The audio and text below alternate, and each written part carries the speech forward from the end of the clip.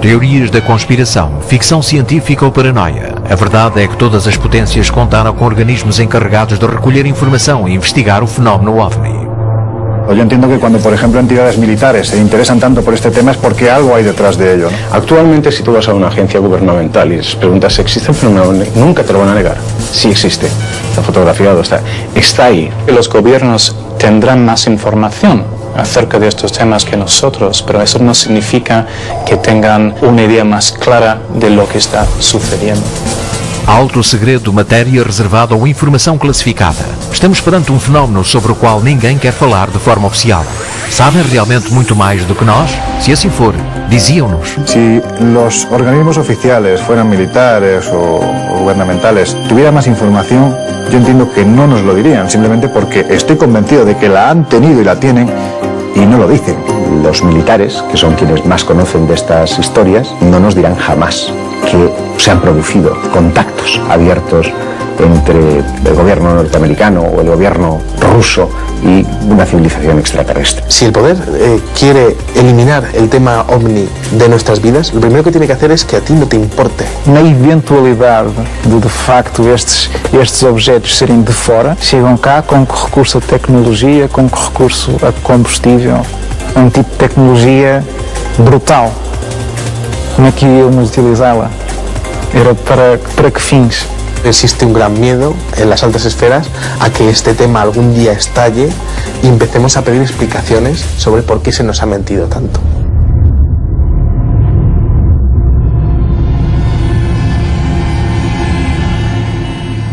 Em meados dos anos 1970, o ser humano, já capaz de dar pequenos saltos no espaço, viu-se preparado para encarar a procura de vida noutros planetas. As sondas Mariner e Viking foram as primeiras a aproximar-se da órbita de Marte e a atingir a sua superfície. Se bem que a possibilidade de lá encontrar vestígios de vida inteligente estava completamente descartada, em 1976, a sonda Viking envia para a Terra uma série de imagens demasiadamente inquietantes. Donde aparentemente surgen una suerte de canales, varias estructuras con forma piramidal de un tamaño evidentemente gigantesco, y lo que más llama la atención es la que es denominada a partir de ese instante como la esfinge de Marte, ¿no? Un rostro que está mirando hacia arriba y que la verdad es que así de primeras uno lo observaba y evidentemente estábamos ante una cara que miraba hacia el cielo. A primeira reação da NASA foi explicar que se tratava de um simples jogo de luz e sombras. O certo é que umas horas depois a mesma sonda volta a tirar outra fotografia já com o Sol noutra posição e a fotografia é exatamente igual. Outra vez uma cara. A cara seria meia hominídea, meia leão. Tem a cerca de 1,5 km de altura e cerca de 3 km de comprimento. Portanto, é uma estrutura bem grande. Era uma espécie de uma esfinge. E, portanto, haveria aqui uma relação eventual com a civilização egípcia. Para além daquela cara, existem outros monumentos interessantes. Existe uma pirâmide. A pirâmide também tem 5 lados, é uma estrutura gigantesca, enorme, toda perfeita. Pero, para colmo de males, cuando llegan las fotografías al gran público, se demuestra que han sido retocadas. Hay algunos que hablan de la conspiración de Marte. Simplemente hay que tener un programa determinado de diseño y con eso ya puedes transformar la peor de las fotografías en la mejor de las fotografías. Imaginemos los medios que tienen determinadas agencias, ¿no? En este caso la NASA, si hubieran querido, esto es un supuesto, para manipular unas imágenes que a lo mejor no interesaban demasiado que surgieran.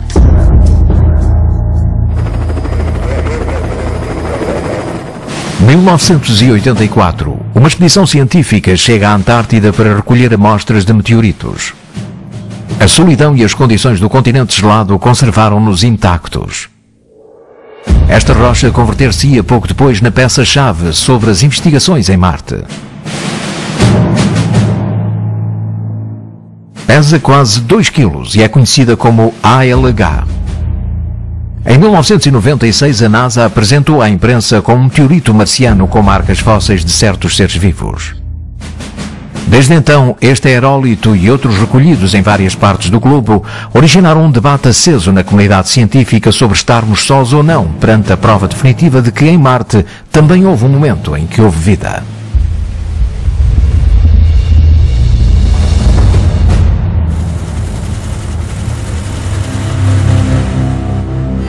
A NASA, ao longo dos tempos, das várias sondas que foi lá enviando, aproveitou sempre, apesar de sempre dizer que lá não havia nada, foi sempre tirando mais fotografias, mais fotografias, mais fotografias.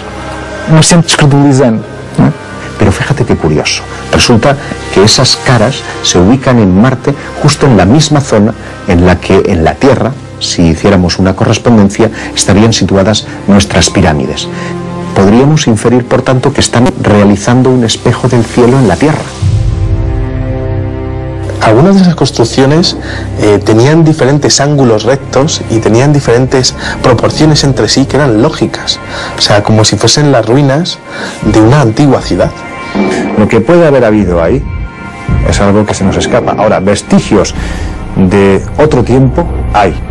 Como se nos quisesse dizer alguma coisa, a cara de Sidónia parece estar a olhar diretamente para o nosso planeta. Esa cara puede ser un retrato de un ser humano o un retrato de un homínido dando dos posibles mensajes. Una, estamos muy cerca, tan cerca como para recrearos. Segundo, un homínido. Nosotros, a lo mejor podría ser una fotografía de un homínido al que intervenimos en el pasado para crearos a vosotros. Se as imagens obtidas pela sonda Viking sobre a região da Sidónia mostram realmente as ruínas de uma civilização extinta, encontramos-nos perante a possível resposta a um dos maiores dilemas da humanidade. Posiblemente Marte, antes de ser ese planeta asesinado por una colisión meteórica que devastó parte de su casquete norte, pudo albergar vida y pudo albergar una vida desarrollada tecnológicamente. ¿Podríamos venir de esa misma civilización? ¿Seríamos, por lo tanto, hijos de los marcianos? Desconhecemos qual seria o impacto sobre a população se alguma destas teorias se chegasse a confirmar. Por isso, para qualquer governo, uma descoberta desta envergadura seria tratada sem qualquer dúvida como matéria reservada. Si los científicos supieran algo que nosotros no sabemos todavía, tardarían un tiempo por lo menos en contárnoslo. Si nosotros encontramos seres vivos en otros lugares del universo, será, sin lugar a dudas, el descubrimiento más importante en la historia de la humanidad. Porque demostraremos, y además lo demostraremos palpablemente, que la vida es una consecuencia de la evolución del universo y que además los seres humanos que nos creemos de esa forma tan orgullosa, los únicos, los más potentes, etcétera, nos daremos cuenta de que en realidad no somos más que un accidente congelado en la evolución del universo. La NASA realiza cientos de investigaciones y descubrimientos cada año y nos hace públicos por la cortina y el telón que hay sobre el tema de los ovnis para que la sociedad de alguna manera siga viviendo en su burbuja. If you imagine looking out above the Earth's atmosphere into the dark, starry night and imagining the immensity of the universe, it would be rather discomforting to think that we are the only sentient beings out there. I think it would make the universe feel like a much more pleasant place if we realize that somewhere out there on another rock orbiting another star like our own could be another sort of being, perhaps similar to us, perhaps not so similar,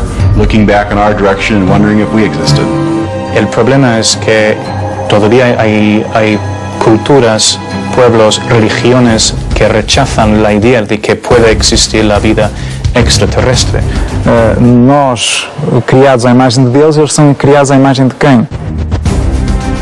Si el poder quiere ocultar una cosa, lo primero que tiene que hacer para ocultarlo es que a ti no te interese. Si los americanos, por ejemplo, presentaran alguna prueba de la existencia de vida en otro planeta, podría causar más problemas políticos y religiosos y no sé a dónde nos llevaría eso.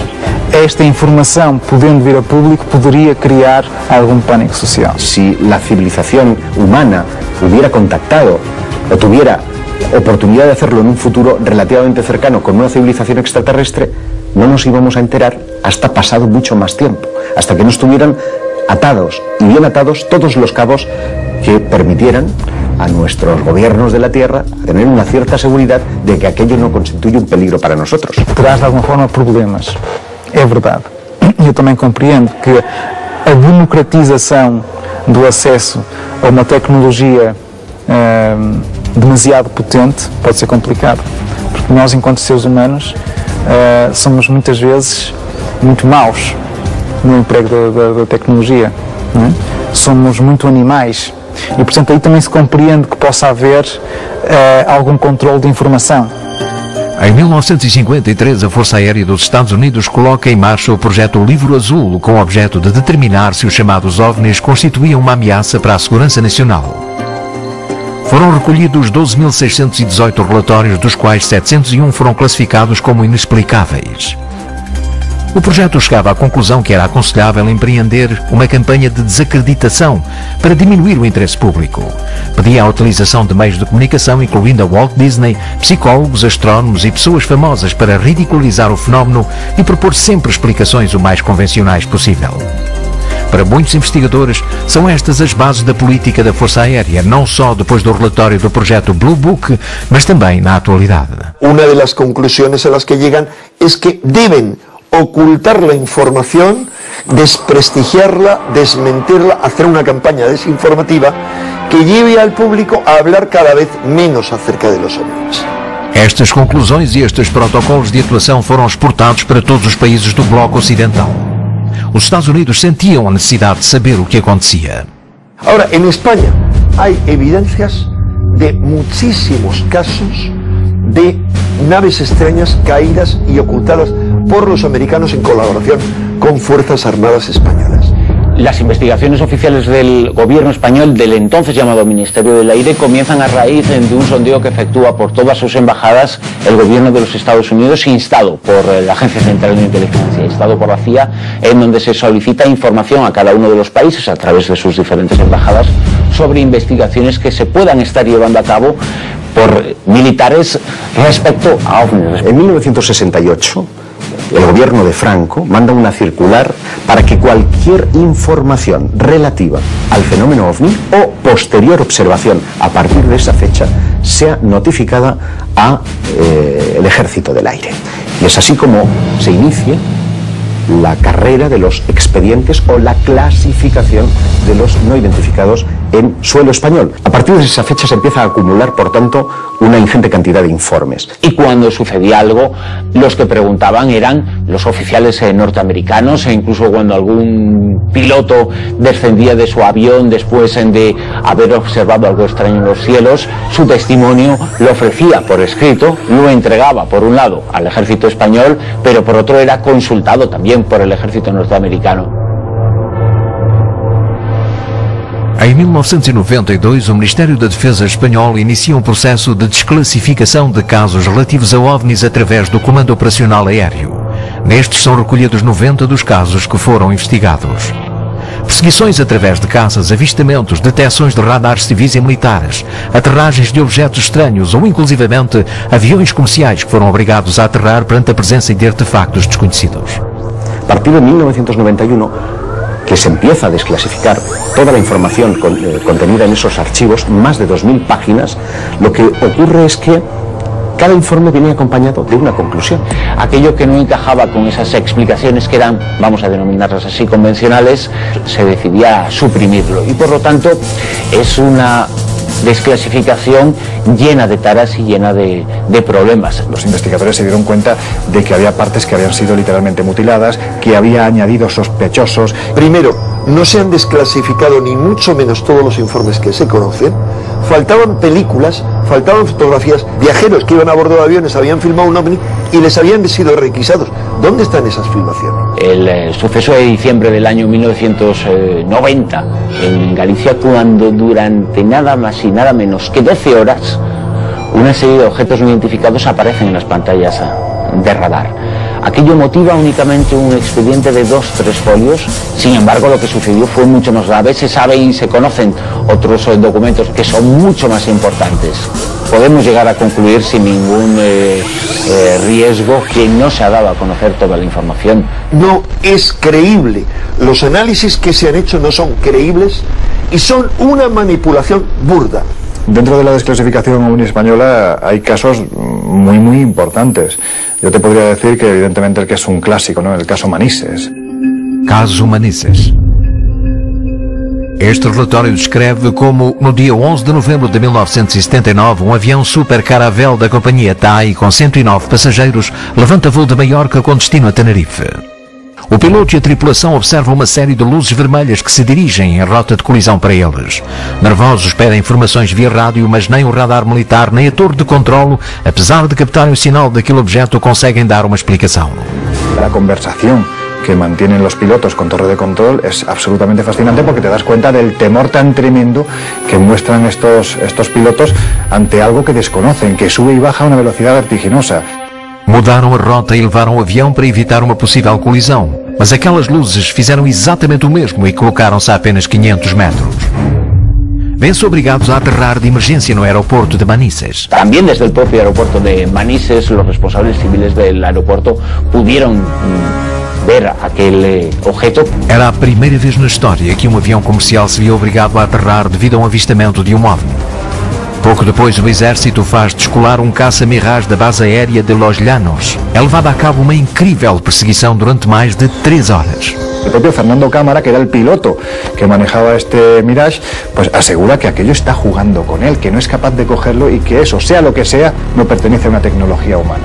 Él dice que logró aproximarse y dibujar una especie de diábolo, es decir, de 2 triángulos que estarían unidos por el vértice. Esa es la estructura que él habría podido avistar y para él no cabía la menor duda que aquello que estaba persiguiendo era un objeto que maniobraba inteligentemente. La explicación que te da el Ejército del Aire a través de los informes que se emiten después de la desclasificación es, por un lado, chimeneas argelinas, unas chimeneas de Argelia, la luz se ve y el piloto lo confunde, el piloto del avión Super Caravelle y el piloto del avión caza, lo confunde, y por otro lado, planeta Venus. Es decir, estamos ante una explicación absolutamente sesgada y manipulada. Yo diría que hay más casos en los que se sabe que participó el ejército, que hay informes oficiales que no se han dado a conocer, que casos que se hayan dado a conocer. Oficialmente se han perdido, no se han archivado.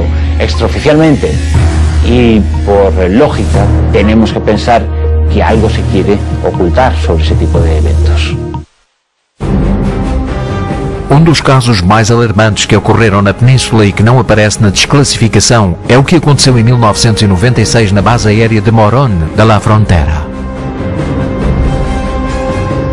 Esta instalación militar es enorme, ¿no? Y hay unas medidas de seguridad tremendas. Una serie de militares que se encontraban de guardia en ese momento observan en la pista de aterrizaje de Morón de la Frontera la aparición de un objeto con la forma más antiaerodinámica que te puedes echar a la cara.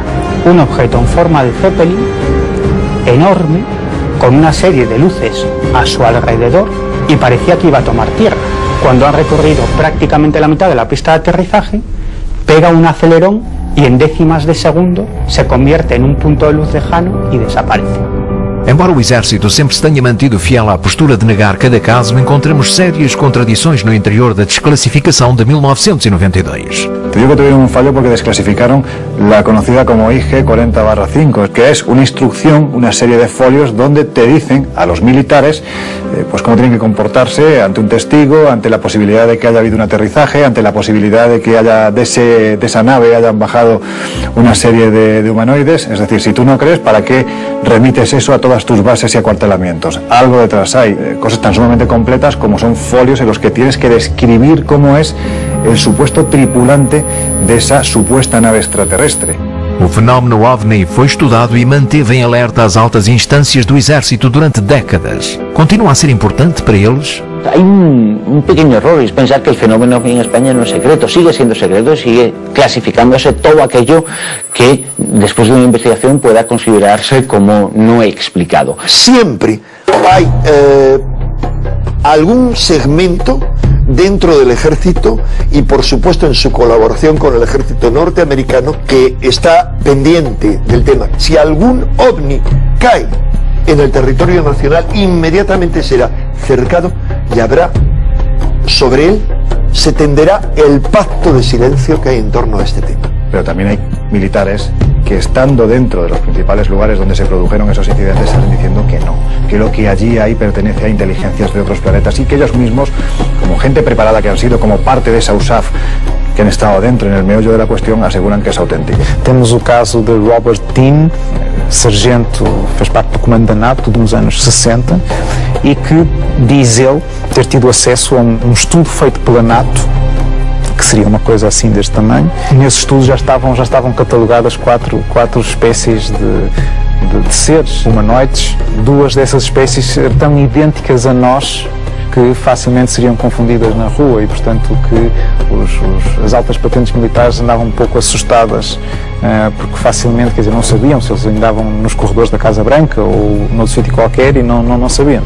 O certo é que nunca ninguém disse que ele não estava a falar a verdade. E eles temos um outro caso, que é o Sargento Clifford Stone, também afirma ter estado envolvido numa equipa especial de recuperação de destroços de OVNIs e que havia uma equipa específica para tratar desse tipo de casos. Eles imediatamente sabiam onde havia caído e ia lá uma equipa isolar o local, tentar recuperar tudo o que havia, fossem seres, fossem só bocados de material.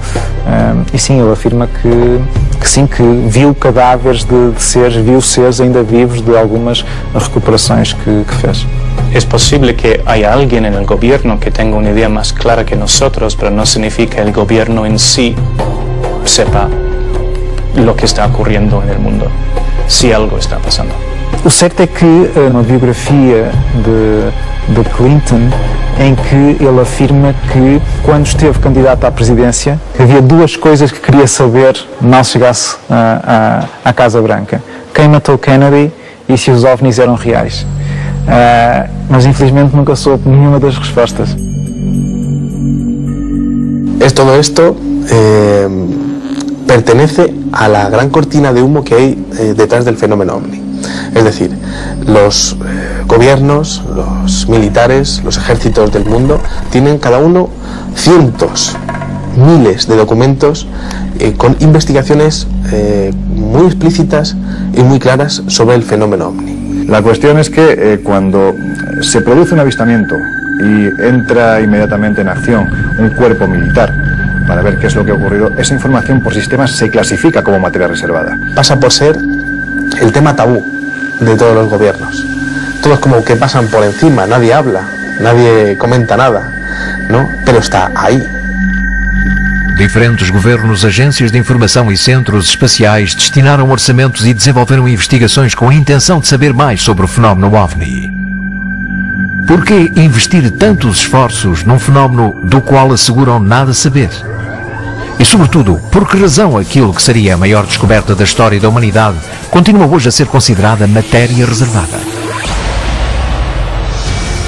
Se estamos realmente a ser visitados por algum tipo de inteligência exterior ao nosso planeta, há sem dúvida governos e estamentos militares que já sabem a resposta. Os processos de desclassificação da informação secreta revelaram centenas de casos em que o exército se viu envolvido em perseguições, contactos e acidentes aos quais continuamos a chamar não identificados. Imagens surpreendentes obtidas sobre a superfície de Marte, bases militares em estado de alerta, caças e aviões de passageiros obrigados a aterrar. Estamos preparados para saber toda a verdade?